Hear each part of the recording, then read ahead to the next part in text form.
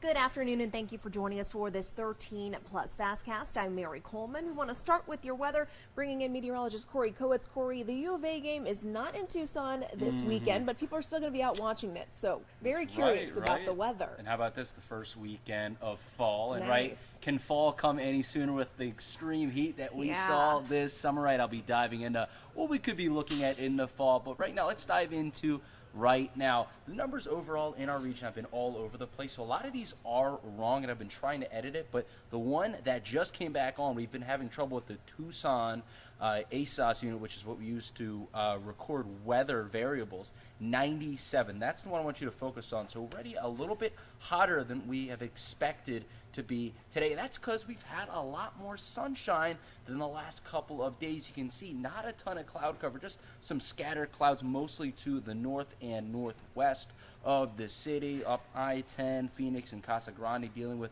a bit of cloud cover. But if we zoom out a little bit, here's a little bit of the culprit of the cloud cover, because then you zoom it out and you can see there's actually a little bit of precip attached to it, with a little bit of that streaming in from the Pacific in through Southern California and through the midsection of the state, a little bit to our north and west. That's where we can expect maybe a bit of shower and more cloud activity, but more our neck of the woods is going to remain dry and mostly clear for today, as you can see. Right, the cloud cover is going to be there, increasing just a bit throughout the afternoon. Temps will be settling into that high 90s, mid 90s through the next few hours, and then once sunset hits around 6 o'clock, we'll see those temperatures dip into the low 90s, and then how about this, into the mid 80s, and then the low 80s, and then into the 70s by the overnight hours. So it should be a very comfortable night temperature-wise for your Friday night. I talked about it, the fall or autumnal equinox is tonight at around midnight, is the beginning of astronomical autumn. So to first talk about what this is astronomically, let's first talk about the summer solstice. So when the summer solstice comes around, which is usually around June 21st, that's when the sun's direct rays get up to around 23 degrees north latitude. And for reference, that's just to the south of the southern tip of Florida. That's when the northern hemisphere has their longest day and their shortest night, and quite the opposite for the winter solstice, which is around December 21st. That's when the northern hemisphere has their shortest day and the longest night, as the direct rays are around 23 degrees south. So that is what the winter solstice is, and split the difference, that's what you get for the spring and fall equinoxes. That is when the direct rays of the sun are at the equator, so about equal daylight for a large majority of the planet. And for this, it's going to occur tonight at 11:50 Mountain Standard Time, and we're looking forward to that. And the difference between the spring and fall equinoxes is that the fact that the total daylight of the day is decreasing, so the days are getting shorter, and then the nights are getting longer as the direct rays are looking to move a little bit down to the south. This is what we currently have in terms of the upper level map.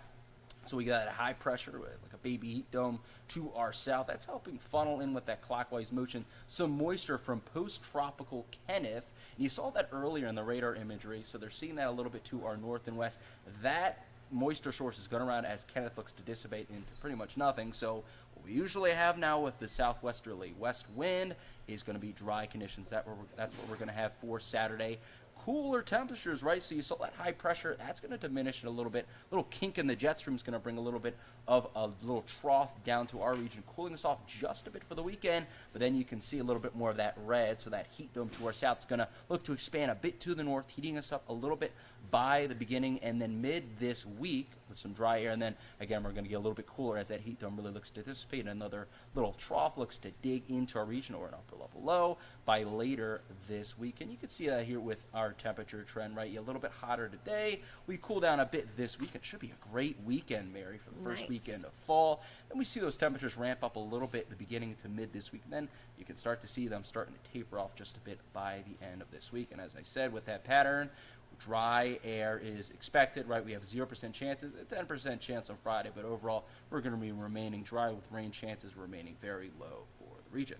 Okay, October is right on our doorstep. You can see here I've got on the left-hand side of this graphic the average high and low every week of the month, right? Starts off on average low 90s and then mid 60s for the low. But how about this? By the end of the month, you expect on average low 80s as the high and then lows in the mid 50s. Man, that is nice. I can't wait for weather like that. And overall, the average temperature is in the mid-80s for October. The low is in the high 50s. But how about this, though? There's a wide range of temperatures that have happened in October. It's gotten up to 103 degrees before in October, but at the same time, it's also gotten down to 26 degrees, right? So we're in that little transitional period of seasons. You can see a little bit of a wide range of temperatures there. Overall, though, rainfall, right? Let's keep that in mind. The average rainfall is just over half an inch for this month. That's pretty low, and the record, though, has gotten up to 3, but also we've had several instances of October not producing anything. So overall, a pretty dry month relative to the summer monsoon months. So keeping that in mind with the average temperature 86, the low 59 in October, here's what you can expect temperature-wise. So most of the state is in an above average 33 to 40% chance of that happening. Keep in mind that's where Tucson is, and keep in mind the average temp is 86. To our west is where you'll see a little bit more, or east that is, a little bit higher chance of above average into Texas. And then you got to get to the northwestern corner of the state in through Colorado and Utah to get those average temperatures for October. Now let's talk precip, right? So let's keep in mind, again, it's a pretty dry month. So you see above average, don't think it's going to be very rainy, right? So this is above average relative to the average of just over half an inch that we see for this month. But all in all, expecting slightly above average rainfall for the month, and you got to push a little bit further to the east for a little bit higher chances of that above average, and then lower chances of above average as you push to the west. And overall, these are your weekly normals as you head through fall, right? Those temperatures crashing every 2 weeks very, very quickly by the end of November. How about this? High 73, low of 46. And overall, here's a summary of the next 3 months in terms of average high, average low, average temp, and rainfall. You can see that really drop off as you get towards the fall months of October and November in terms of rainfall as well as those temps. All right, I'm going to pass it back to you, Mary. Perfect. Thank you so much, Corey. New this afternoon, Tucson firefighters responded to an early morning fire at a hotel. This is our website that you're seeing now. Crews responded to the hotel at 3:49. They noticed smoke was coming from the roof when they arrived. This is the Baymont by Wyndham Hotel on South Tucson Boulevard on the south side. TFD says Suntran buses were used for guests while crews worked on this fire. It took about 40 minutes to get the fire under control. No one was hurt, but they are not allowing people inside at this time. And today, the United Auto Workers Union escalated its strike against car makers. Now, they say that today's move involved workers walking out of 38 parts distribution centers in 20 states. All of those centers are owned by GM and Stellantis. The president of the Workers Union said Ford was not included in additional walkouts to recognize that Ford is showing that they are serious about reaching a deal. The union says Ford has agreed to reinstate cost of living wage increases. A statement by GM accused the UAW leadership of, quote, manipulating the bargaining process for their own personal agendas. The main sticking point remains wages, job security, and retirement benefits. And back to our website now. In the Rose Garden today, President Biden announced the creation of the White House Office of Gun Violence Prevention. Vice President Kamala Harris joined him for this announcement. Harris is expected to oversee the office. In a statement, she said the office is part of an effort to fight for reasonable gun safety laws and for the ability of all people to live their best lives free from fear and free from violence. Well, high interest rates and low inventory have created a very challenging housing market. 13 News reporter Rebecca Taylor explains what you can do to get the most on your return of your investment if you are looking to sell your home. Right now, many homeowners are putting money into their house before listing it. Real estate agents say that owners are getting that money back and then some by making simple repairs. If you're a seller and you can do a few things to make your house look a little bit more updated, that's going to help you out tremendously. Renee Gonzalez is CEO of Long Realty in Tucson. For the past 4 months, homes have sold at all-time record highs. If it's priced right, you're still going to have multiple offers, especially in the $300,000 to $500,000 range, because that's really a first-time home buyer right now, and there's not enough houses on the market for them to purchase. Today's buyers are really focused on the heart of the home, which is the kitchen. Olivia Mariani is with Curbio. It's a home improvement company that just entered the Tucson market. Curbio makes repairs for the homeowner by vetting and hiring local contractors. We'll come in and we'll refinish the floors, replace the countertops and the backsplash, and paint the cabinets, add some new hardware and lighting, and that can be way more cost effective and produce just as high of a return on investment. Mariani says Curbio has completed 2,000 refresh and remodel projects across the U.S., helping boost listing prices by 25% on average. And then the sellers just pay us at closing. There's no cash due up front.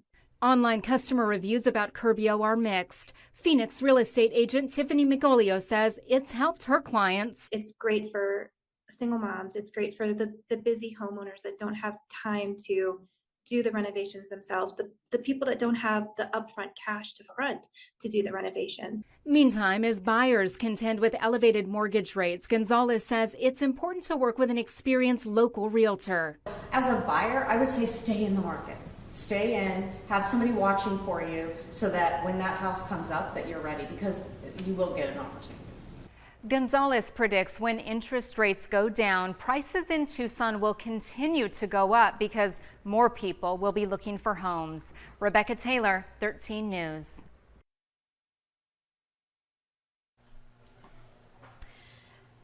And now our Brooke Wagner joins us for a look at what she is covering. Brooke, I understand we are talking deep fakes today.